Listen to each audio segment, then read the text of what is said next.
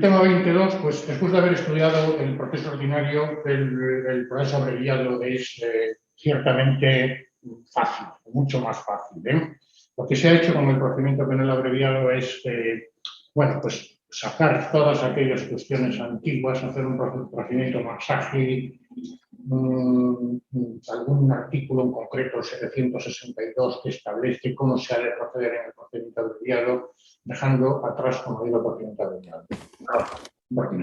Entonces, el procedimiento abreviado, bueno, la fase de instrucción, las diligencias previas, hemos dicho, bueno, lo repetiré, la fase de instrucción del ordinario, pues es el sumario. La fase de instrucción del abreviado son las diligencias previas. Y la fase de instrucción del juicio rápido son las diligencias urgentes. Siempre dos fases muy diferenciadas. Fase de instrucción, fase de enjuiciamiento. Entonces, diligencias previas. Conclusión de la fase instructora, conformidad con el reconocimiento de hechos, y ya la fase intermedia. Aquí, a diferencia del abreviado, a diferencia del ordinario, donde la fase intermedia se practica en el tribunal sentenciador, que es la audiencia provincial, aquí la fase intermedia, casi en su totalidad, no toda, pero casi en su totalidad, se lleva a cabo por el juez de instrucción. Luego ya la preparación de juicio oral, que es por el tribunal sentenciador, que puede ser lo que es el juez de lo penal o la audiencia provincial. El juicio oral, por el juez de lo penal o por la audiencia provincial, en atención a la pena, la sentencia y los recursos. Ejecución de sentencias en el procedimiento abreviado, hay un artículo que lo recoge. Bueno, pues vamos a hablar. Rapidísimamente lo vemos. No tiene ninguna dificultad. Y además, conforme vamos entrando más profundamente en el proceso penal, primero, más fácil es y segundo, más nos gusta. Digo yo aquí, ámbito de aplicación y competencia. Bueno, el procedimiento abreviado fue introducido, ya lo hemos comentado, por la Ley 788, que modifica la Ley de Enjuiciamiento Criminal precisamente para introducir el procedimiento abreviado como consecuencia de esta sentencia del Tribunal 145-88. Si nos damos cuenta, se dicta la sentencia e inmediatamente se dicta la Ley Orgánica 788, que modifica pues, la Ley de Enjuiciamiento Criminal de la Ley Orgánica y se crean los juzgados de lo penal, porque hasta ese momento no existían. ¿Y qué viene a decir esta sentencia, esta importante sentencia? Bueno, que no es posible que el mismo juez, que la misma persona instruya, es decir, investigue y enjuicie. No es posible como consecuencia de que psicológicamente se pierde la imparcialidad.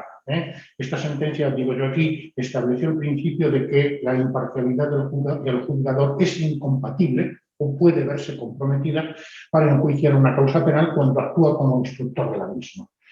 Como antes comentábamos, poniendo ejemplos, se entiende esto mucho más. Juez de instrucción que pues adopta en la fase de instrucción una medida cautelar. Por ejemplo, la prisión provisional del investigado. Claro, si esa misma persona luego tiene que enjuiciar, está predispuesto, debido a su actuación en la fase de instrucción, a considerar culpable al ahora ya acusado. ¿Por qué? Bueno, pues porque a nadie le gusta desdecirse, probablemente no lo haga de forma consciente, pero sí que psicológicamente, hombre, si yo he tenido a esta persona 4 meses en prisión y ahora resulta que digo que es inocente, ¿cómo quedo yo? Repito, no tiene por qué ser consciente, puede ser inconsciente. Y eso es lo que dice el Tribunal Constitucional. La imparcialidad puede verse comprometida como consecuencia de esta actuación en instrucción para luego enjuiciar. Por tanto, separación clara de la fase de instrucción y la fase de enjuiciamiento. Vale, perfecto. En el procedimiento ordinario no había problema, ya se hacía así. Pero había una serie de diligencias en las que no vamos a entrar, diligencias preparatorias, el procedimiento de Ley Orgánica 1080, etcétera, etcétera, que lo que hicieron fue, bueno, pues estos procesos son inconstitucionales. Consecuentemente se crea el proceso abreviado y se crean los juzgados de lo penal como órganos diferentes de los juzgados de instrucción para enjuiciar aquellas causas, digamos, cuando la pena a imponer pues no excede, como todo el mundo sabe, de 5 años de privación de libertad, 10 años de privación de derechos, sean estas penas únicas, conjuntas o alternativas, y multa cualquiera que sea su sanción. Recordad que el procedimiento abreviado no va hasta 5 años, el procedimiento abreviado va perdón, hasta 9 años de privación de libertad. ¿Qué sucede? Sucede que el juez de lo penal tiene competencia únicamente para aquellos delitos en los que la ley señala una pena de hasta 5 años de privación de libertad, 10 años, multa. De 5 a 9 años se tramitan las causas también por el procedimiento abreviado, pero no enjuicia la audiencia provincial, por el trámite del procedimiento abreviado. Entonces tendríamos un solo órgano instructor, que es el juez de instrucción o el juez de violencia sobre la mujer, pero es el mismo, por decirlo de alguna forma, no es que sea, evidentemente son causas diferentes, pero digamos la función de instrucción la realiza bien el juez de instrucción o el juez de violencia sobre la mujer. Y luego tendríamos, en atención a la pena impona, 2 órganos enjuiciadores, el juez de lo penal y la sección correspondiente de la audiencia provincial. El juez de lo penal, como digo, 5, 10, multa cualquiera que sea su cuantía. A partir de ahí, hasta los 9 años, por el procedimiento abreviado, pues la audiencia provincial. Esto sería importante que lo recordemos, ¿vale?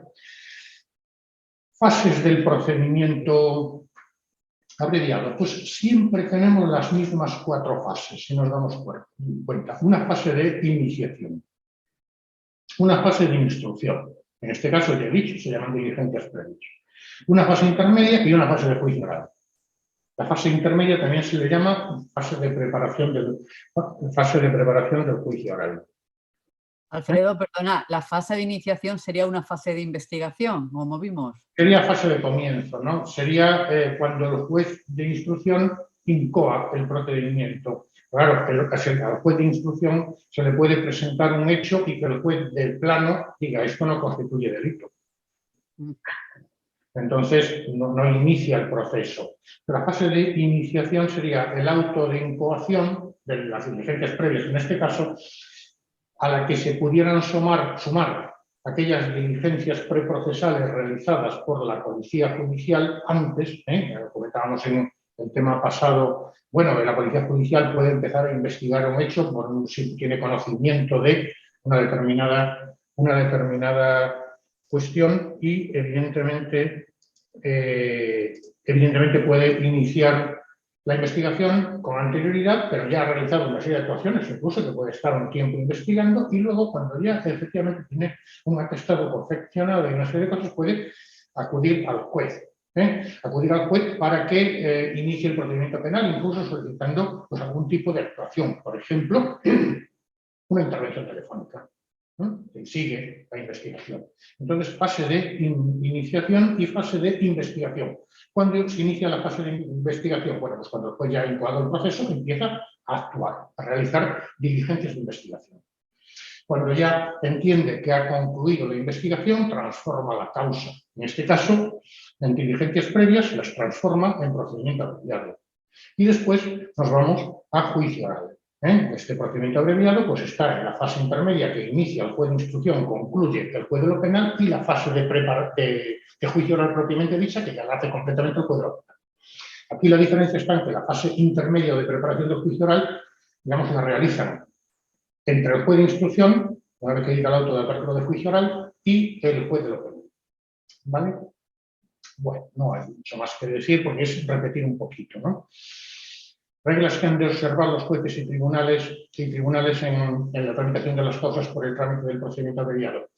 Bueno, esto es un poco lo que comentábamos, ¿no? El procedimiento ordinario es un procedimiento antiguo y además con un rigorísimo y con unas garantías muy importantes, pero claro, muy lento. Y en consecuencia, cuando se aprueba el procedimiento abreviado, la Ley Orgánica 788, pues se aprueba una serie de conjunto de medidas que se recogen en el famoso artículo 762, del que se pregunta mucho y por tanto debemos reconocer que establecen diferencias con el procedimiento ordinario. Por ejemplo, el juez o tribunal que ordene la práctica de cualquier diligencia se entenderá directamente con el juez, tribunal o autoridad o funcionario encargado de practicarla. En el caso del procedimiento ordinario, pues habría que dirigirse al superior del juez que tenía que practicarla, etc. O sea, si el juez de instrucción de Alicante tendría que realizar una diligencia en Albacete, pues entonces se dirigía pues, a la Audiencia Provincial de Alicante, la Audiencia Provincial de Alicante, la Audiencia Provincial de Albacete, la Audiencia Provincial de Albacete, el juez de instrucción de Albacete. Aquí ya se dice Directamente a la policía judicial usted puede dar órdenes, juez de instrucción. 2. Para acusar los despachos que se expidan se utilizará siempre el medio más rápido. Pregunta de examen, siempre el medio más rápido, acreditándolo por diligencia y las peticiones de auxilio que nos se hayan solicitado por escrito. ¿Qué quiere decir esto? Si yo llamo por teléfono, yo secretario judicial o cualquier personal de la oficina judicial, pero bajo la fe del secretario judicial o letrado de la justicia, solicitando una actuación a la policía o solicitando una actuación a otro juzgado, ¿esto es válido? Sí. Solo diligencia para hacer constar. Yo le traigo de justicia siendo tantas horas, acabo de ponerme en contacto telefónico con el comandante del puesto de Guardia Civil de San Vicente para tal cuestión. Sugerirle, rogarle o ordenarle, si es una orden del juez, tal actuación. ¿Puede hacerse? Sí. Si el que hubiera de ser citado no tuviera domicilio conocido o no fuese encontrado por la Guardia Judicial, el juez del tribunal mandará publicar la correspondiente cédula por el medio que estime más idóneo para que pueda llegar al conocimiento del interesado. Simplemente acordará su divulgación por los medios de comunicación. Las requisitorias se insertarán en el fichero de las puertas y cuerpos de seguridad del Estado y también en los medios de comunicación escrita. Evidentemente, en los cuerpos y fuerzas de seguridad del Estado, la central sí que se inserta en los medios de comunicación. No, puede hacerse, sí. La presentación de copias que ha quedado ya sin efecto como consecuencia, digamos, del sistema LexNet, ¿no? Bueno, dice la omisión de copias solo da lugar a su libramiento por el letrado si esto no los presenta en una audiencia. Delitos conexos, para enjuiciarlos. Bueno, cuando existen elementos, puede hacerlos con independencia y para juzgar a cada uno de los acusados, cuando sean varios, podrá otorgar la formación de piezas separadas. Por ejemplo, si uno es sabido u otro no lo es sabido, o uno es menor, cuando dos personas o tres hayan intervenido en un delito, uno de ellos es menor, pues evidentemente librará testimonio, digamos, de las actuaciones para que el menor sea instruido a la causa por el fiscal de menores y enjuiciado por el juez de menores, por ejemplo. En las declaraciones se reseñará el documento nacional de identidad. Recordad que todavía estábamos viendo que se llevaba la causa la partida de nacimiento, o sea, una cosa. Bueno, en el caso de los agentes, pues el carnet profesional, ¿no? Bueno, cuando los encausados no hablaren idioma español, bueno, pues se procederá de conformidad con los dispuestos en los artículos 398 y siguientes, sin necesidad de que el intérprete tenga título oficial. Esto, por ejemplo, se da mucho en esta zona donde vienen personas del Magreb, que se llaman, que hablan diferentes dialectos, y a veces pues no hay forma de entenderse con el intérprete oficial, que no, más o menos lo entiendo, pero ustedes disculpen.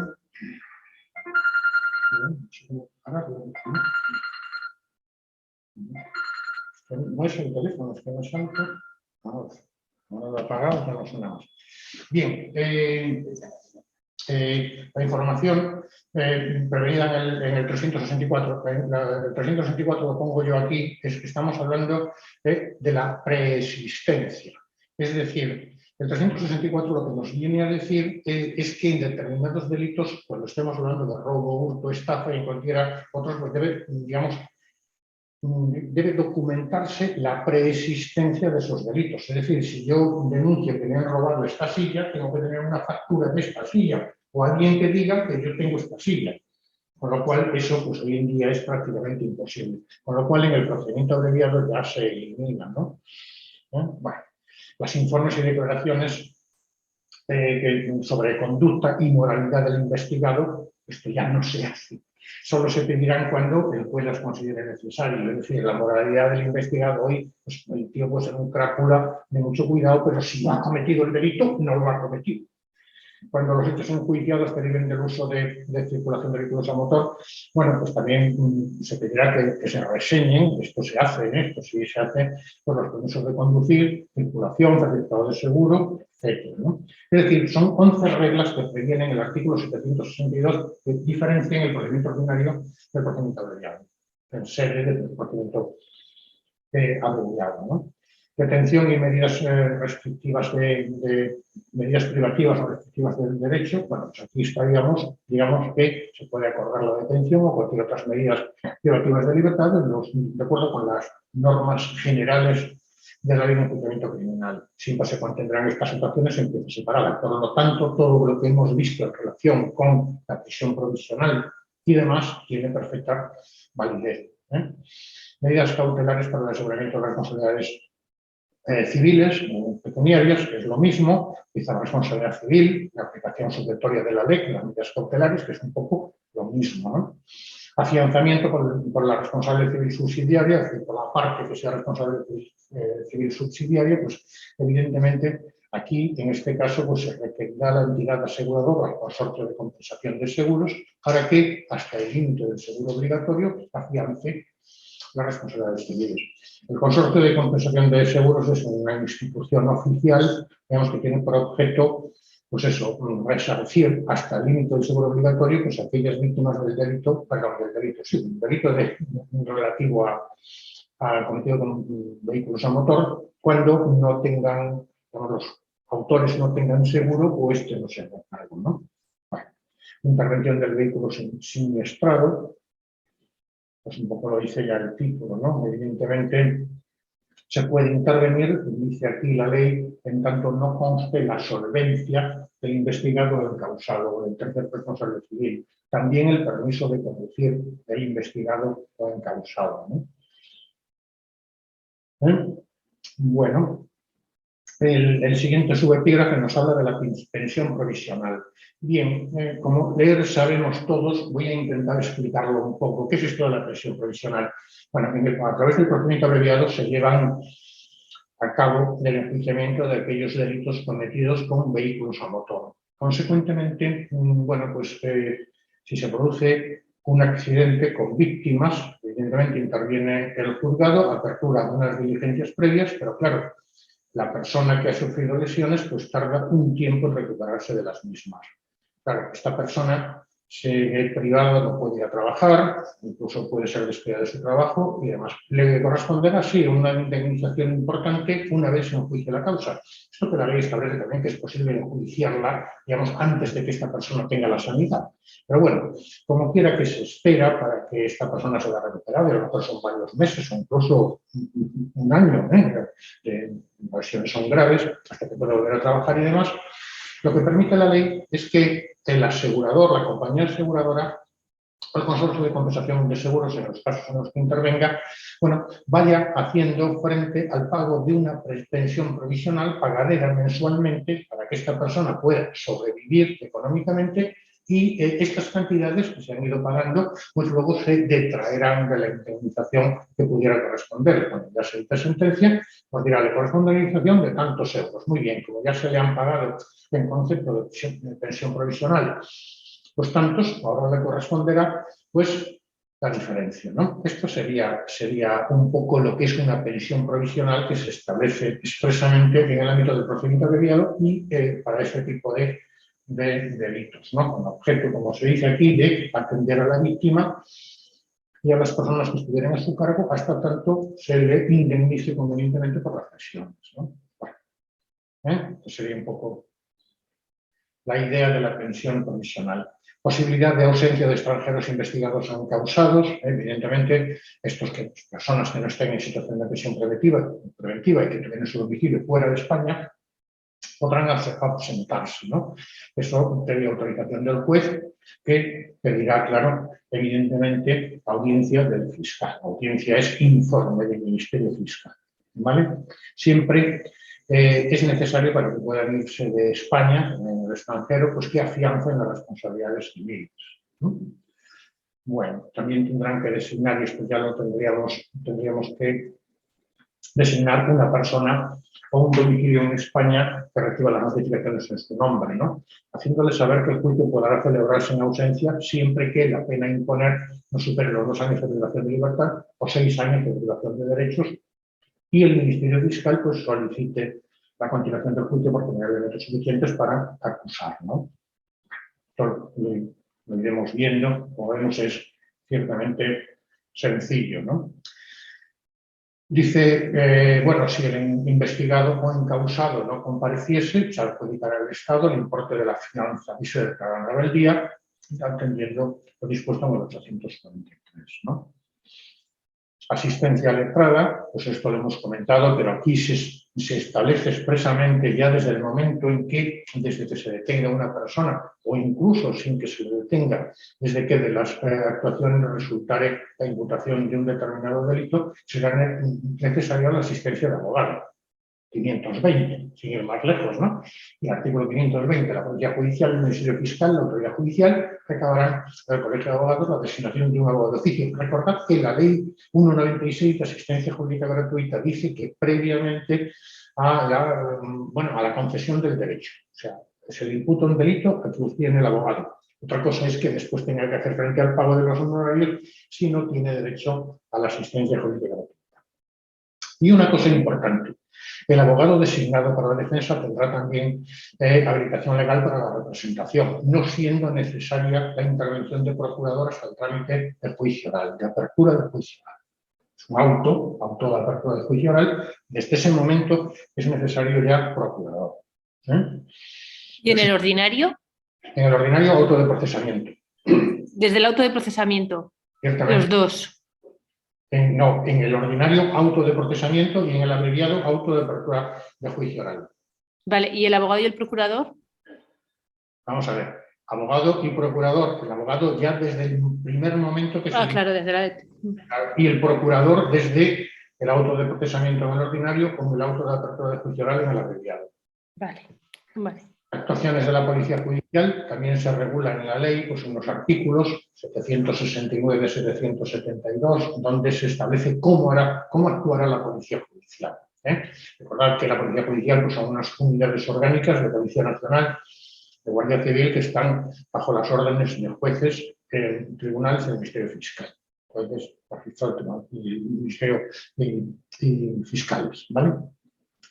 Primeras diligencias, bueno, como hay que mirar la presencia de cualquier facultativo, aquí la multa es importante, esta multa sí está modificada, de 500 a 5.000 euros, acompañará al acta con fotografías o cualquier otro soporte magnético, bueno, pues cuando sea necesario para el esclarecimiento del hecho punible, recogerá y custodiará los efectos, instrumentos o pruebas del delito. Recordad que en el procedimiento ordinario esta función se la atribuye al juez, evidentemente lo hace la policía, ¿no? Si se hubiera producido la muerte de alguna persona y el cadáver se encontrara en la vía pública, bueno, podrá trasladarlo, lo trasladará, dice la ley, al lugar más próximo, es decir, lo sacará de la vía pública y lo resguardará hasta que llegue la autoridad judicial. Pero incluso en otro sitio dice que el juez podrá ordenar el levantamiento de cadáveres sin asistir personalmente, asistiendo al médico forense cuando las causas de la muerte pues, estén claras, ¿no? Tomará los datos personales y la dirección de las personas que se encuentran en el lugar en el que se cometió el hecho. Bueno, intervendrá el vehículo y requerirá el permiso de conducir de la persona, ¿no? Traslado de las actuaciones para instrucción, es decir, ya una vez que actúa la Policía Judicial pasa las actuaciones al juzgado, que evidentemente el tiempo imprescindible, recordad que el tiempo imprescindible son 24 horas y un máximo de 72, establece la ley orgánica la ley de enjuiciamiento criminal y la Constitución española. Cumplirá con los deberes de información a las víctimas, ofrecimiento de acciones de los artículos 109 y 110. Bueno, esto lo hemos estudiado ya. Recordad también la reserva de actuaciones del 301 y el secreto de sumario del 302. Informará de la forma más comprensible al investigado no detenido de cuáles son los hechos que se le atribuyen. En particular, les instruirá de los derechos del 522, A, B, C y E. Bueno, pues yo los he colocado aquí para que lo tengamos claro. Derecho a guardar silencio, derecho a no declarar contra sí mismo, designar abogado. Bueno, extensión del atestado, colaboración entre fuerzas policiales. El atestado, recordemos, que es aquel documento que elabora la Policía Judicial que entrega al juez, ¿no? Intervención del Ministerio Fiscal, esto también es importante, ya lo dice también en el ordinario, pero antes no estaba tan claro, ahora lo dice perfectamente, el procedimiento abreviado lo ha dicho desde siempre, no estaba tan claro en el ordinario. Se constituirán las actuaciones para el ejercicio de la acción penal y civil, conforme a la ley, corresponde al Ministerio Fiscal, especialmente en el abreviado, impulsar y simplificar la tramitación. Dicho de otro modo, y con independencia de que veamos lo que establece la ley, podríamos explicarlo diciendo que la intervención del fiscal en el procedimiento abreviado es, incluso si queréis, superior a la intervención en el procedimiento ordinario. El fiscal lleva, la investigación la lleva el juez, lógicamente, pero el impulso del proceso, la práctica de diligencias, puede solicitarlas al Ministerio Fiscal, ¿no? Denuncias y atestados presentados ante el fiscal. Evidentemente, ya hemos dicho también que el Ministerio Fiscal puede recoger denuncias e investigar aquellos hechos de avaricia delictiva con dos cuestiones a tener en cuenta. No puede acordar diligencia alguna que vulnere derechos fundamentales y si hay un tribunal, si hay un juez de instrucción investigando, tiene que cesar el fiscal en la investigación y remitir todo al juez de instrucción. Lo vemos pues muy sencillo, ¿no? Y ahora pasemos ya, si queréis, después de estas cuestiones previas, en orden al procedimiento abreviado propiamente dicho, las diferencias con el ordinario y las actuaciones de la Policía Judicial, a ver ya la fase de instrucción. Las diligencias previas, información de derechos, prueba anticipada, bueno, incoación de diligencias previas, es decir, si llega al juzgado pues un hecho de apariencia delictiva cuya pena a imponer se encuentre dentro de los límites del procedimiento abreviado, es decir, hasta 9 años de privación de libertad, pues se registrarán como diligencias previas, siéndoles de aplicación prácticamente todo lo establecido en la Ley de Enjuiciamiento Criminal para el ordinario, que es decir, no supletoria, excepto lo previsto especialmente para el abreviado. Por ejemplo, el 301 y el 302. Se registran en el libro general, siempre hay 2 números, el libro general de asuntos criminales y el libro de diligencias previas. Información al investigado sobre hechos y derechos de personación del mismo, el letrado. La primera comparecencia ante el juez de instrucción, en primer término, siempre es previa a información de derechos del letrado que la declaración que toma el juez. Recordad esto, sobre todo los que estáis en los juzgados. Es decir, el letrado, en teoría, debe ofrecer, o sea, leerle sus derechos, que firme la diligencia de lectura de derechos, y a partir de aquí es el juez de instrucción el que le informa sobre los hechos que se le imputan, los hechos sobre los que viene siendo investigado, y le recibe declaración. Entonces, los derechos de los que lee el letrado, pues el apartado 1 del 818, y le requiere para que designe un domicilio en España. Esto es importante, además de los derechos del 118, domicilio en España, porque esto va a dar lugar a la celebración del juicio en ausencia siempre que se den los requisitos. Antes decíamos, la pena a imponer no supere los 2 años de privación de libertad o 6 años de privación de derechos y el fiscal solicite la continuación del juicio. Además, esta sentencia en ausencia va a dar lugar a un recurso específico, que es el recurso de anulación. Entonces, derechos por el letrado y el juez, pues los hechos, y la recibe declaración. Una cosa importante, aunque ahora ya no se discute, si estuvo en discusión durante algún tiempo, se le permitirá entrevistarse reservadamente con su abogado, tanto antes como después de prestar declaración, excepto que se encuentre incomunicado, ¿no? Se informará siempre de los hechos que se ocultan en las actuaciones, incluso dice el juez. El juez informará con prontitud. Bueno, no tiene mucho más. Es repetir un poco lo mismo, pero digamos con un lenguaje más moderno y digamos, con un procedimiento más sencillo, desde el punto de vista más efectivo, igual de garantista. Información a la víctima, ya hemos estudiado los artículos 109 y 110, cuando previamente, fijémonos que aquí dice, cuando previamente no lo hubiera hecho la Policía Judicial, da a entender que el letrado no tiene que hacerlo si lo hubiera hecho la policía. Entonces, en el procedimiento rápido dice, aunque lo hubiera hecho la Policía Judicial. Bueno, son detalles a efectos del tipo que es, ¿no? Bueno, sin problemas, evidentemente. la lectura de derechos a la víctima, 109 y 110, ofrecer el procedimiento, hacerle saber que el Ministerio Fiscal ejercitará la acción penal y también la civil, que puede mostrarse parte en la causa si hiciera antes el trámite de calificación, que si lo hace con posibilidad de dicho trámite, recientemente se ha introducido la modificación de que tendrá que ser de forma adhesiva, adhiriéndose a la calificación del Ministerio Fiscal o de las acusaciones.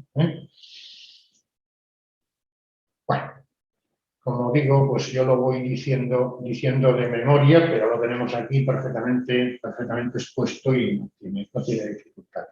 Bien, una vez que ya recibimos declaración del investigado, pues lo normal, se detiene a una persona, a veces no, de modo general se detiene a una persona, o a dos, o a tres, o a 27, se pasan al juzgado junto con el atestado. Se le recibe declaración y a partir de aquí, pues el juez de instrucción acuerda las diligencias de investigación que sean necesarias, al igual que veíamos que dispone el artículo 299 para determinar la naturaleza y circunstancias del hecho, las personas que hayan participado en él y el órgano competente para el enjuiciamiento. Las partes siempre pueden conocer lo actuado, con excepción del 302, el secreto de sumario. Una particularidad que es importante a efectos de un tipo test, hemos dicho que en el procedimiento ordinario, en el sumario, los informes tienen que estar prestados por dos peritos. Mientras que en el abreviado puede ser prestado por un solo perito cuando el juez lo considere suficiente. Antes comentábamos, en el caso de la pensión provisional, decía, bueno, lo normal es esperar a que esta persona tenga la sanidad y, entre tanto, pues la tiene, pues se le provee de la pensión provisional para que pueda satisfacer los gastos suyos y de su familia, ¿no?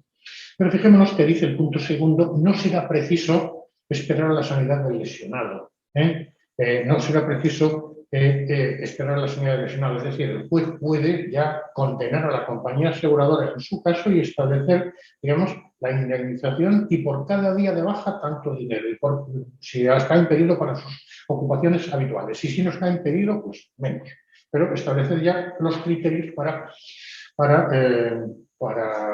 digamos, fijar la indemnización. Puede hacerse en el abreviado. Acordar que el médico forense u otro perito pues, procede a la obtención de muestras o vestigios cuyo análisis pueda calificar mejor el hecho, ¿no? Puede acordar que no se practique la autopsia, es una cosa curiosa, bueno, curiosa no, es una cosa más curiosa en el sentido de la peculiaridad, pero que es lógica cuando dice, cuando se dictamine cumplidamente la causa de la muerte. Por ejemplo, yo comentaba hace un momento, en un accidente de tráfico se ve claramente cuál es la causa de la muerte, ¿no? Entonces no es necesario practicar la autopsia, ¿no? Bueno. El juez puede ordenar que se practique la asistencia debida a los heridos, enfermos, de cualquier persona que lo necesite, haciendo constar en su casa el lugar de tratamiento. Puede autorizar, esto también es otra peculiaridad, otra curiosidad, puede autorizar al médico forense que asista en su lugar al levantamiento del cadáver. Es decir, en un procedimiento ordinario tiene que ir la comisión judicial, el juez, más que la comisión judicial, perdón, el juez asistido del letrado del de justicia y del médico forense, a los tres. Entonces que aquí, como vemos, puede autorizar al médico forense para que asista al levantamiento de cadáver y no ir el juez. Y no ir el juez. En este caso, pues evidentemente se acompañará el letrado de justicia, no lo dice la ley, pero debería ir, la ley no lo dice y yo tampoco lo digo, pero debería ir para levantar acta. Si no, lo que hace el médico forense es levantar el mismo el acta, ¿no? Entonces, fijémonos que se puede no practicar la autopsia y se puede levantar un cadáver sin la asistencia del juez, como curiosidades. En cuanto a la prueba anticipada, recordad que la prueba anticipada es aquella que se practica por el tribunal enjuiciador, y aquí estamos hablando de un juez de instrucción. Recordad, prueba preconstituida, prueba anticipada. La prueba anticipada es la que se practica por el tribunal sentenciador, antes del momento procesal oportuno. Puede lo penal o la audiencia provincial.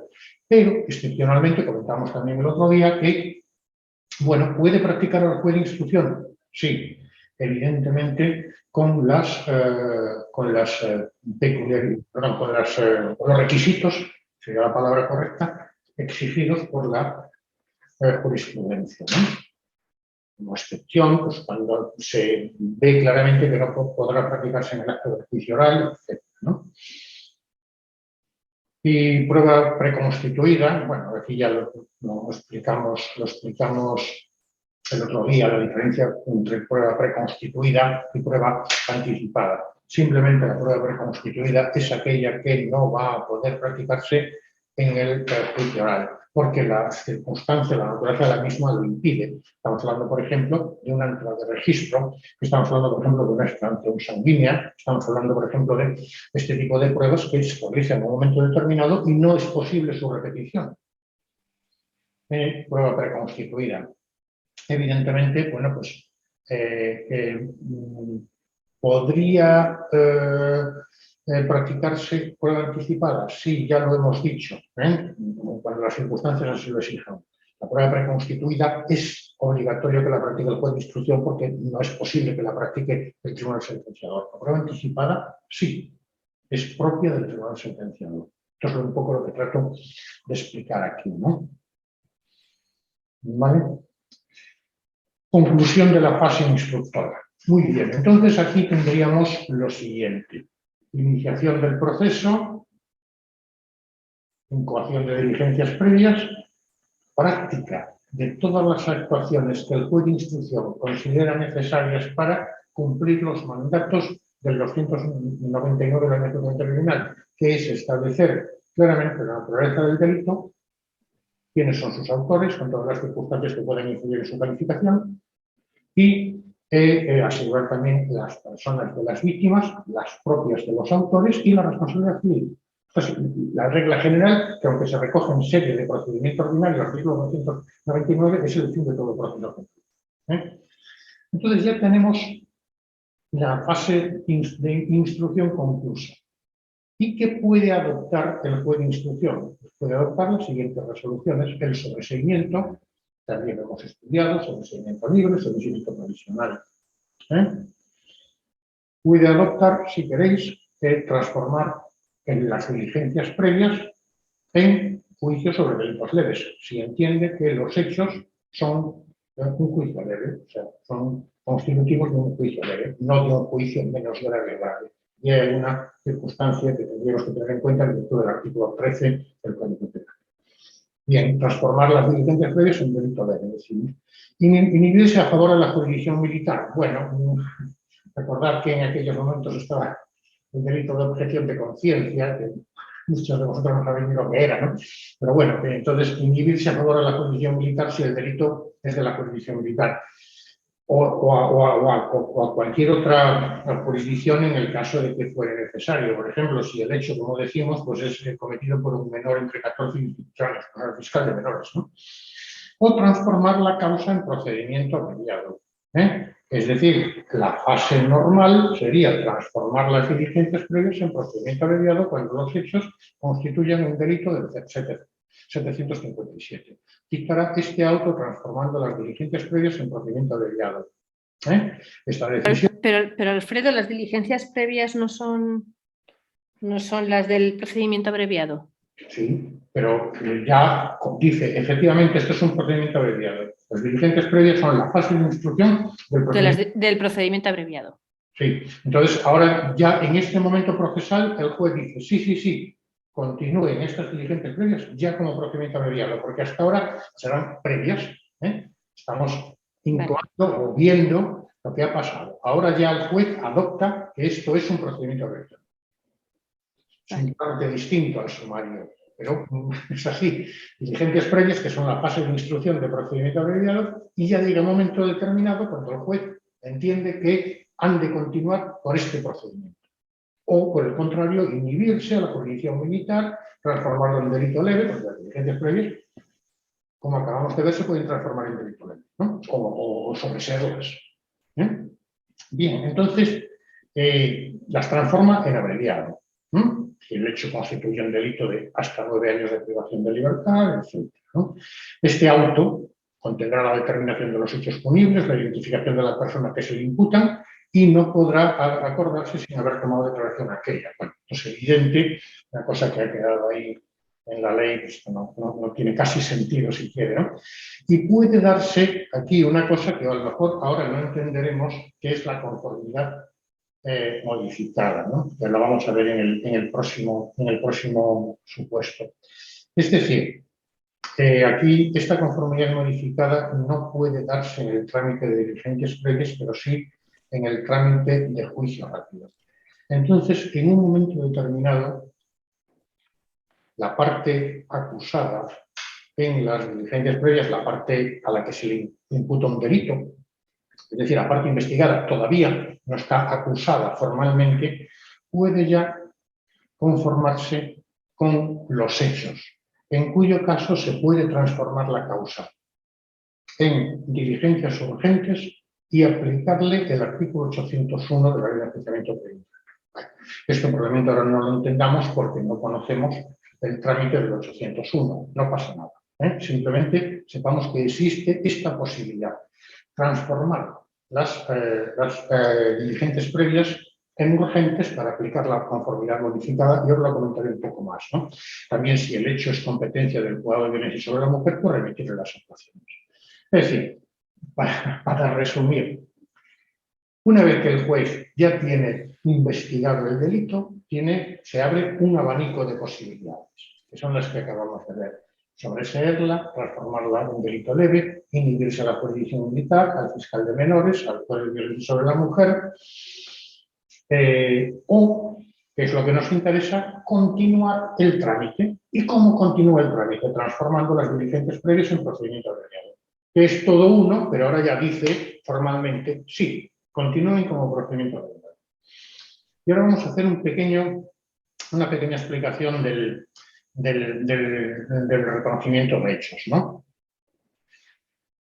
Dice el 779, dice, si se hubieran reconocido los hechos a presencia judicial y estos fueran constitutivos de un delito de los límites del 801, que son 3 años, el delito tiene que tener una pena máxima de 3 años de privación de libertad, de acuerdo con el Código Penal, y la pena solicitada del conjunto de penas reducidas en un tercio no puede superar los 2 años, entonces digamos que se transformaría la causa en diligencias urgentes para aplicar la conformidad modificada del artículo 801, que es quitar sentencia reduciendo la pena en un tercio.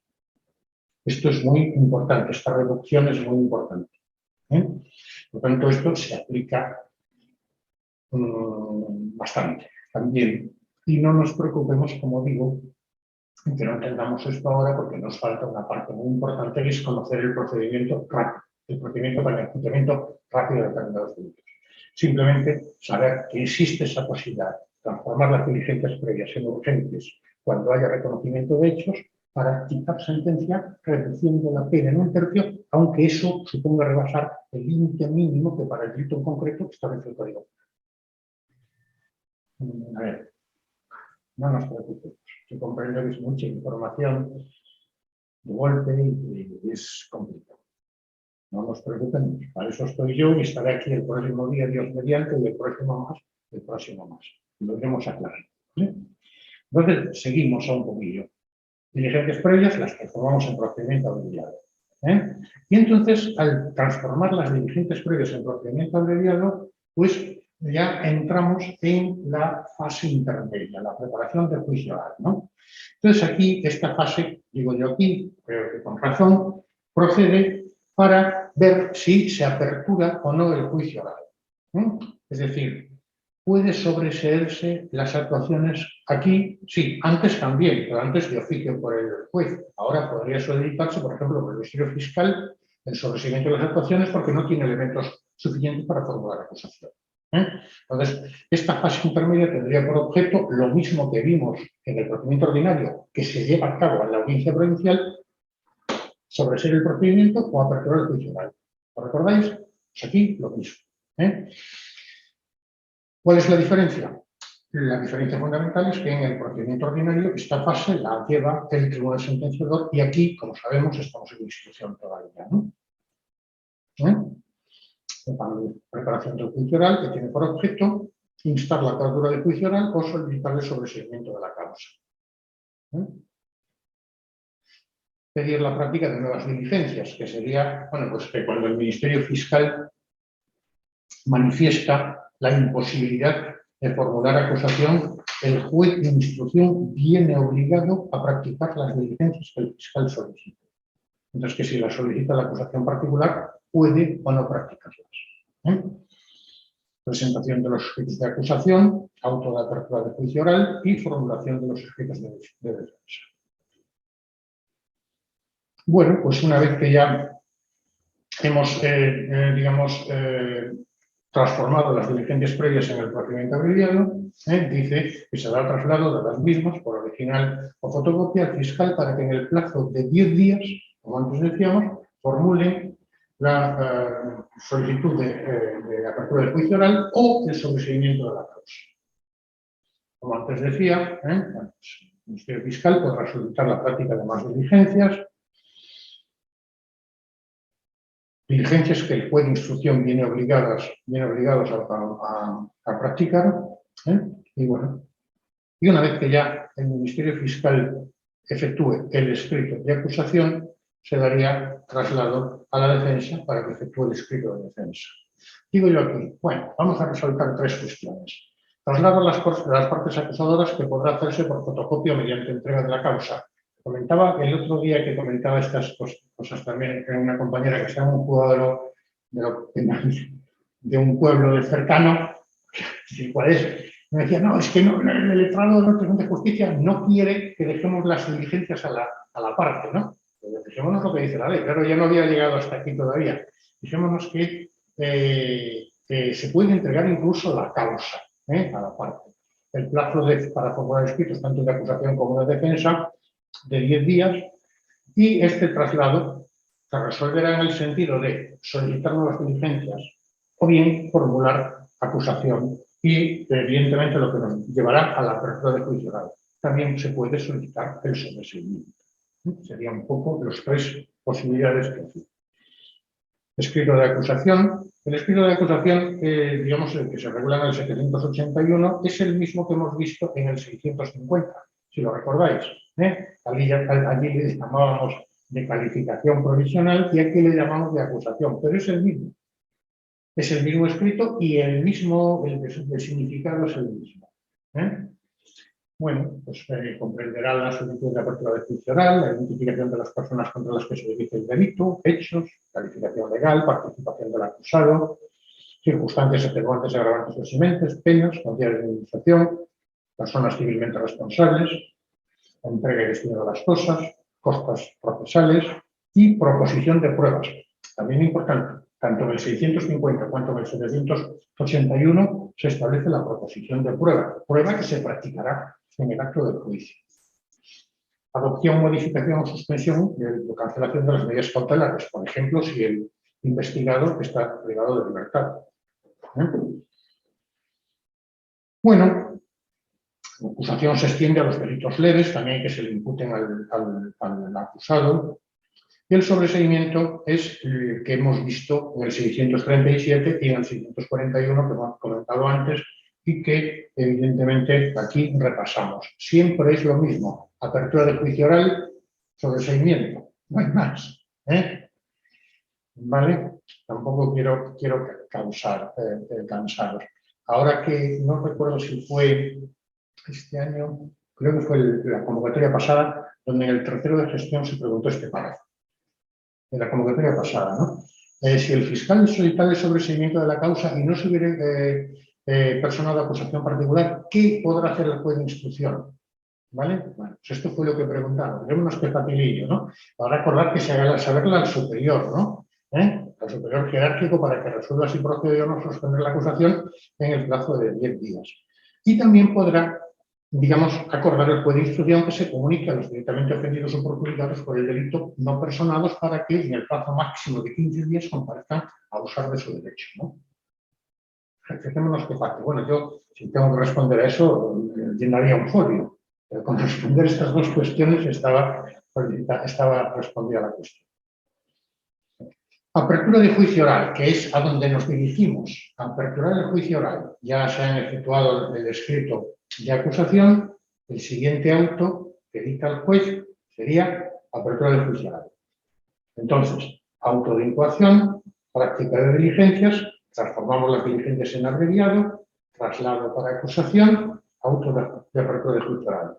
Los llevamos así, la causa va discurriendo plácidamente como si en un río nos encontrase.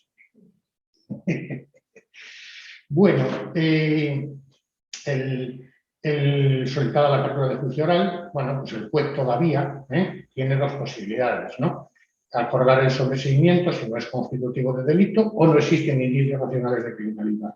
O, por el contrario, ya dictar el auto aperturando el juicio oral, que los hechos son constitutivos de delito y concurren indicios racionales de criminalidad contra el acusado.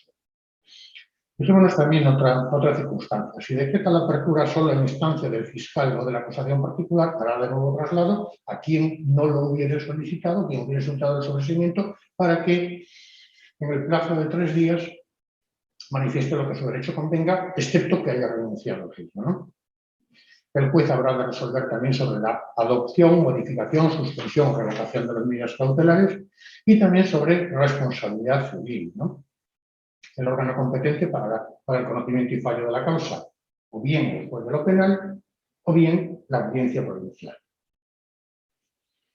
Que serían los dos. Si la pena en abstracto no supera los 5 años de prisión, el juez de lo penal. Si supera esta cuantía, audiencia provincial. Fijémonos también una cosa que se pregunta mucho. Contra el auto de apertura de juicio oral no cabe recurso alguno, excepto en lo relativo a la situación personal. Es decir, hemos dicho que el auto de apertura de juicio oral tiene que tener un particular que diga se mantiene la situación de prisión provisional que viene sufriendo el investigado. Vale, pues contra ese concreto acuerdo del auto de apertura de juicio oral sí que cabe recurso. Cabe recurso de apelación de acuerdo con el 507, en este ejemplo. Pero también puede decir, se acuerda que el acusado por esta causa siga en libertad provisional de la que viene disfrutando desde el inicio de la misma, ¿no? Pero tiene que resolver. Encausados en ignorado paradero, esto ya lo hemos dicho ya varias veces, es aquella posibilidad de celebrar el juicio en ausencia, siempre que la pena no exceda de 2 años de duración de libertad o 6 años si es de diferente naturaleza. Bien, una vez ya escrito de acusación, auto de apertura de juicio oral, pasamos a defensa. Escrito de defensa en 10 días.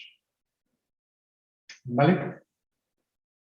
Hemos comentado también la posibilidad de que el reclamación de justicia, si no tiene procurador, le requiera, en ese momento es el momento donde tendría que tener ya de forma obligatoria procurador, como digo yo ahí, en el plazo de 3 días. Entonces, en el auto de apertura de juicio oral hay un particular también que dice, en el caso de que no tenga procurador, que será lo normal, requiérasele para con el plazo de 3 días, designe procuradora, percibiéndole que en otro caso se le designará defensa. Y a partir de aquí ya trámite de defensa en 10 días, ¿no? Si no se presenta escrito en dicho plazo, se entiende que se opone a las acusaciones, pero evidentemente el abogado de la defensa incurre en responsabilidad. Ya, pues el resto tiene menos enjundia, ¿no? Los abogados no están obligados a expresar de forma relativa sus divergencias, ¿no? Es decir, por un cierto orden procesal, pues se suele decir, el hecho número 1 expuesto por el Ministerio Fiscal o la acusación particular, no estamos de acuerdo por esto, por lo otro. Al número 2, tal, para llevar un orden. Sin embargo, la ley dice que no es necesario. Puedes, bueno, pues hacerlo sin ningún tipo de orden, ¿no? También se puede solicitar pues, que se recabe todo tipo de remisión de documentos, etc., ¿no? Y aquí fijémonos que estamos ya en la posibilidad de la conformidad de la que antes hacíamos mención. Se puede prestar conformidad con la más grave de las acusaciones. Cualquier momento anterior a la apertura de juicio oral, ¿no? Perdón, a la apertura no, a la celebración de las sesiones de juicio oral, ¿no? En este caso, la ley dice no prevé la inmediata remisión al órgano enjuiciador, pues lo que se hace es simplemente con el escrito donde se solicita la sentencia de conformidad, apuntándose con la petición, ya se permite al juez de lo penal, me comentaba Charo, que bueno, rápidamente llegan las conformidades y el juez, bueno, pues dicta al juez de lo penal, el juzgado penal, pues dicta sentencia de acuerdo con las conformidades o sea, con la petición solicitada y con la conformidad del letrado. Evidentemente, repito, con la aquiescencia del letrado y si se dan los requisitos que antes comentamos, ¿no? Bueno, pues presentado el efecto de defensa, supongamos que no hay conformidad, claro está, pues evidentemente el letrado acordará remitir lo actuado al órgano competente para el enjuiciamiento y notificándose a las partes, ¿eh? Y ahora ya estamos propiamente en el juicio oral, es decir, ya estamos en el juzgado de lo penal o ya estamos en la audiencia provincial. Lo primero que hace el juez de lo penal o el magistrado ponente de la audiencia provincial es estudiar las pruebas propuestas, es decir, las pruebas que se proponen en los escritos de calificación, tanto de las acusaciones como de la defensa, para celebrarlas en el acto de juicio oral, ¿no? Inmediatamente el tribunal, no el ponente, sino el tribunal en la audiencia provincial dictará auto, admitiendo las que considere pertinentes y rechazando las demás, al igual que el juez de lo penal, ¿eh? Fijémonos, dice la ley que contra estos autos de admisión o inadmisión de pruebas no cabe recurso alguno sin perjuicio de que la parte a la que le fuera denegada podrá, digamos, reproducir su petición al inicio de las sesiones del juicio oral. Señalamiento del comienzo de las sesiones por el letrado, el letrado de justicia de conformidad con el 182 del Reglamento Civil, pues señala el juicio. ¿Cuáles serían las preferencias para señalar? Pues evidentemente si alguna de las personas investigadas, acusadas, ya se encuentran en situación de prisión. Eso tiene preferencia. De hecho, para el que no lo sepa, esas causas llevan un papelito rojo, siguen llevándola, creo, un papelito rojo que dice causa compresa. ¿Para qué? Ahí no haya discusión, eso va. Una pegatina. Una pegatina, sí. Antes era un cartoncillo que se le pegaba, pero son una pegatina. Causa compreso para que eso vaya rápidamente. Es decir, no se puede tener una causa compreso parada. El aseguramiento de su presencia del investigado, ¿no? Del acusado ya, y las demás medidas cautelares que se hayan adoptado. Evidentemente, esas causas, como digo, tienen preferencia. Dice la norma que cuando la víctima lo haya solicitado, y fijémonos que dice la ley, cuando lo haya solicitado, aunque no sea parte del proceso, el letrado deberá informarle por escrito de la fecha de celebración del juicio, ¿no? Y la celebración del juicio, pues ya poco tenemos que decir, es prácticamente lo mismo que lo que hemos estudiado para el procedimiento ordinario. El juicio es lo mismo, sea presidido por el juez de lo penal, sea presidido por los 3 magistrados en la audiencia provincial, ¿no?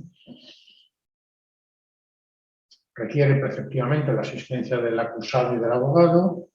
Bueno, pues el juez puede acordar que se continúe la causa para aquel acusado comparecido y quede pendiente para los no comparecidos, ¿no? Recordemos lo de los 2 años y de los 6 años y la posibilidad de dictar juicio en ausencia. Bueno, esto lo leemos. ¿De acuerdo? Desarrollo del acto del juicio oral. Bueno, pues comenzará con la lectura de los escritos. Seguidamente, pues el tribunal abre un turno de intervenciones, ¿no? Para que las partes aleguen lo que como cuestión previa tengan por conveniente, artículos de previo pronunciamiento que ya conocemos, vulneración de algún derecho fundamental, etc. Y el juez de lo penal o el tribunal de la audiencia provincial resuelve en ese mismo momento sobre las cuestiones propuestas. Cuestión previa, señoría, quiero plantear tal cuestión. Por ejemplo, que este asunto ya se ha juzgado o que a mí defendido se le ha vulnerado un derecho fundamental porque resulta que en la rueda de reconocimiento efectuada en el juzgado de instrucción se pone, digamos, para que sea reconocido y este mide 1,40 y se pone con 5, que es quien miden todos 1,90. Por tanto, claro, si la persona era bajita, ¿a quién van a reconocer? A mí defendido. Solicito, por tanto, la nulidad. Es decir, lo que vosotros penséis, ¿no? Todo esto, lógicamente, lo acabo de inventar, tiene algo más de enjundia, pero para que veamos lo que es, ¿no? La presentación especial de una persona jurídica, bueno, pues evidentemente, la persona jurídica podrá estar defendida de modo general por su representante legal, que es un abogado, pero evidentemente también puede estar representada por una persona que no sea letrado, ¿no? Y la conformidad del acusado, no os voy a volver a repetir lo de los 6 años. No quiero ya cansaros. ¿Vale? Calificación correcta, calificación incorrecta. Bueno. Alfredo, una pregunta. En esto que has dicho antes de cuando la víctima lo haya solicitado, aunque no sea parte en el proceso ni debe intervenir, el LAG deberá informarle, o sea, ¿cómo es posible que una víctima no sea parte en el proceso ni deba intervenir? Es que no lo entiendo. Está personada con abogado y procurador. Es decir, llamamos parte cuando está personada en legal forma, con abogado y procurador. Es decir, las víctimas del delito pueden estar personadas, nombrar un abogado y un procurador. Pero claro, si no tienen el derecho de existencia de características, tienen que pagarles. Pero si no están personados, ¿quién defiende sus derechos? El Ministerio Fiscal, tanto la acción penal cuanto la acción civil. Y lo que dice la ley es muy importante, porque esto, además, lo establece el Estatuto de Víctimas del Delito y además había muchos problemas con esto, ¿no? Y aunque no esté personada ni deba intervenir, deberá ser informada de la celebración del juicio. Pero entiendo que si es víctima, no sé, es que no me entra que no pueda estar, o sea, no que no debe intervenir. Tendrá que su declaración, con la declaración que ha hecho previamente ya sirve, no es necesario que se ratifique ni nada. Bueno, sí, lo dice así la ley. Ahora se podría utilizar, hay una pequeña modificación en cierre sobre la prueba reconstituida. Lo cierto es que lo dice la ley así. Que no sea parte es en el 99% de los casos. La víctima va al juzgado, va a la policía, denuncia y no se personan las actuaciones. Debe intervenir en el 99% de los casos, sí, debe declarar también. Claro. Pero lo dice así la ley. Si no sea parte, debe intervenir. Yo, por ejemplo, esto lo asimilaría, es que no sé, al leerlo lo he asimilado a, por ejemplo, cuando una persona va a salir, ¿vale?, de prisión y hay que informar a la víctima. Sí. O sea, no sé, he hecho el símil, pero no entendía. Eso yo puedo llegar a entenderlo, pero esto de que, no sé, no me entra en la cabeza que una víctima no esté presente, pero bueno. Además, fue introducido este precepto, este parrafillo, recientemente, porque antes la víctima, si no estaba personada, bueno, yo he tenido, ¿qué queréis que os diga? Con algunos penalistas, ilustres, diciendo, no, aunque la víctima no esté personada con las actuaciones, tienes que notificarle la sentencia, y si le notificas la sentencia, puede recurrir. No. Bueno, puedo decir juzgados de lo penal que lo hacían, Ahora ya no lo pueden hacer. Ahora la ley establece claramente que es necesario notificarle, que la víctima puede intervenir y que puede recurrir y demás, pero hasta esto fue desde el año 15. Claro, es que lo veo como un poco de indefensión en cierta manera. Claro, es que es indefensión. Pero sí, bueno, vale, ok. Es indefensión, ya digo. El Estatuto de las Víctimas del Delito que vino a paliar algunas anomalías. Bueno, todavía no es perfecto, pero bueno, nos vamos acercando, ¿no? Muy bien, pues esto simplemente lo leemos porque repetir un poco lo de la conformidad, que no quiero cansarlos, ¿no? Me extiendo, muchísimo la conformidad porque tiene ciertos problemas. La ley habla de pena correccional, que no se sabe lo que es eso y se pregunta. Entonces, como veis, lo tenéis en todas partes, pero tampoco... Bueno, pues repetir por repetir, como que no. Aquí tenemos otra explicación más para que no... Práctica de la prueba y conclusiones. Muy bien, pues una vez que ya pues no hay conformidad, pues evidentemente pasamos a la práctica de la prueba, que es el objeto del juicio, ¿no? Principio de concentración, suspensión del juicio, también lo hemos visto en el procedimiento ordinario. Dice, un poquito más arriba dice, siempre que el señalamiento de la renovación pueda realizarse al mismo tiempo, pues se hará por el juez o presidente. Es decir, si hay que suspender y reanudar, es el propio juez el que lo hace en sala, ¿no? Si no, pues lo hace el Estado de Justicia, señala nuevamente. Bueno, en los restantes casos el señalamiento, como digo yo, se hará por el LAG, ¿no? No será causa de suspensión la falta de acreditación de la sanidad. Bueno, pues que la víctima no sabemos exactamente cuántos días ha estado de baja impedido para sus ocupaciones habituales. Muy bien, pero podemos establecer una cuantía, 50, 60, 80 euros por cada día que haya estado de baja, consecuentemente luego se multiplica y ya está, ¿no? Especialidades en la práctica de la prueba, bueno, pues es lo que ya hemos comentado, de que el informe pericial podrá ser prestado por un solo perito, Si el juez así lo considera, prueba documental, bueno, pues los informes emitidos por los laboratorios oficiales sobre la naturaleza, cantidad y pureza de las sustancias estupefacientes, elevación de las conclusiones provisionales a definitivas, pues lo que antes hemos visto, ahora lo repetimos. Una vez que ya se ha practicado la prueba, los escritos antes eran de calificación, ahora son de acusación y defensa, se elevan a definitivos, se pueden modificar, lógicamente. Vale, pues nada más. Evidentemente aquí hay algunas cuestiones que tendríamos que tener en cuenta. Por ejemplo, si en las conclusiones se eleva la pena por encima de la competencia del juez de lo penal, pues evidentemente lo que tendrá que hacer el juez de lo penal es declararse incompetente y remitir las actuaciones a la audiencia provincial competente, ¿no? Fuera del supuesto anterior, el juez de lo penal resuelve lo que estime pertinente acerca de la continuación o finalización del juicio. Evidentemente, en ningún caso podrá imponer una pena superior a la correspondiente a su competencia, ¿no? Grabación y documentación de las sesiones de juicio oral, el 743 famoso. Y ya la sentencia en 5 días. Si antes decíamos que la sentencia en el ordinario era en 3 días, en el abreviado en 5 días, dándose la paradoja de que la pena es superior, hay menos plazo para dictar sentencia, ¿no? La pena es hasta 9 años, 5 días, más de 9 años, 3 días.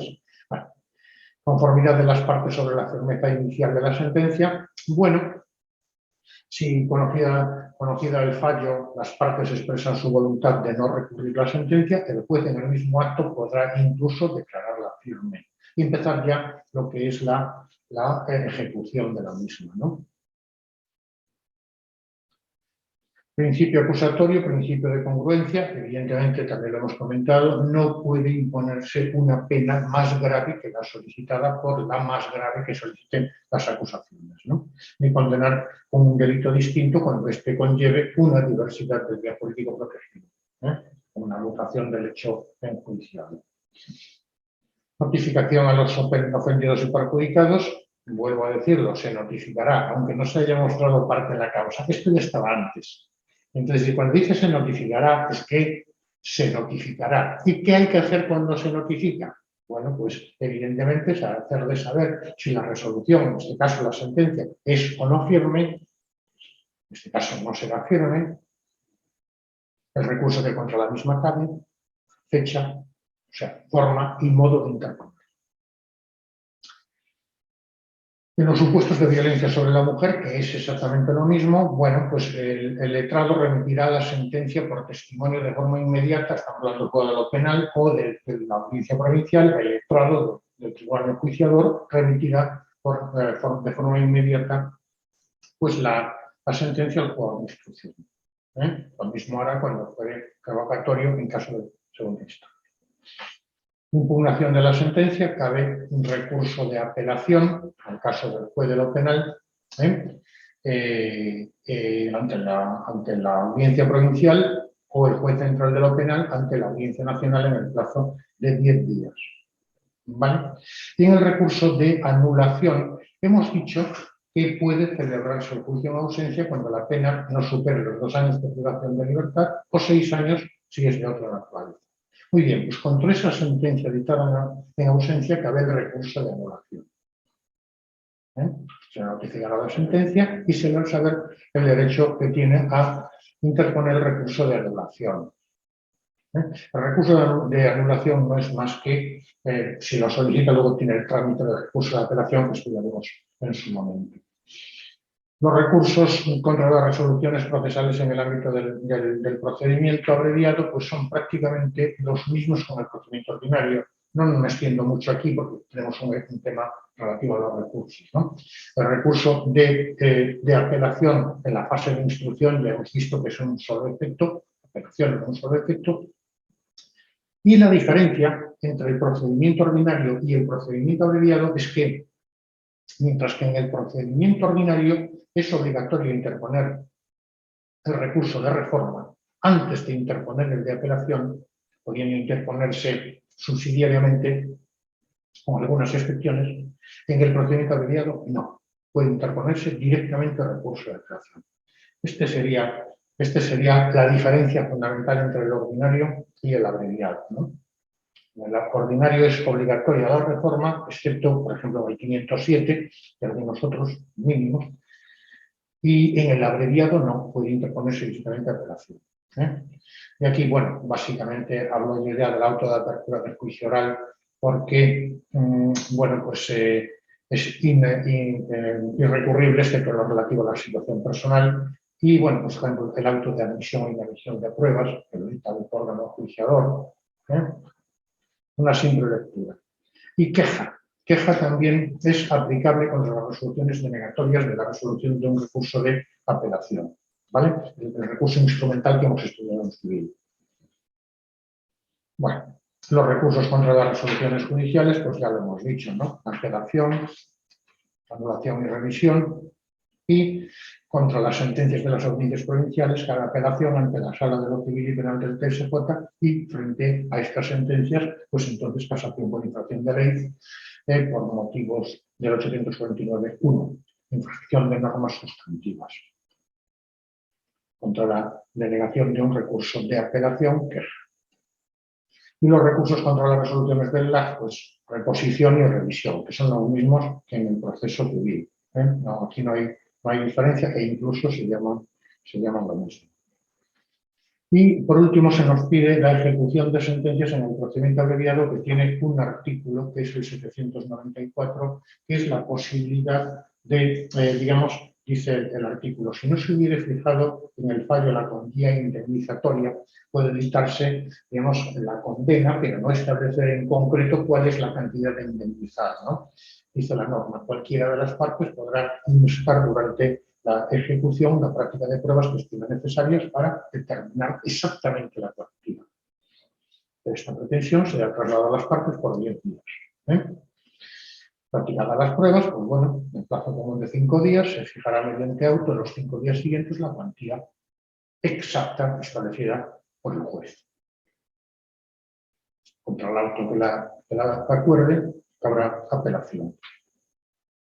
Y ya por último nos dice la ley que en el caso de que se hubiera impuesto la pena de privación del derecho a conducir vehículos a motor, el letrado, una vez firmada la sentencia, procederá a retirar el permiso de conducir y la licencia habilitante en el caso de los menores, que en España creo que no existe, ¿no?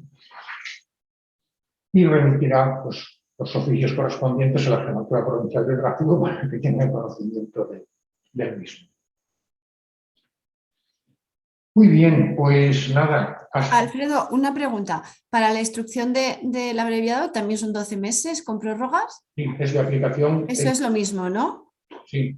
Vale. Por eso nos paramos tanto en el documento ordinario, porque muchas o prácticamente todo lo no está establecido expresamente que acabamos de ver es de aplicación el trámite del ordinario. Vale. Vale. Pues lo dicho, hasta aquí el abreviado.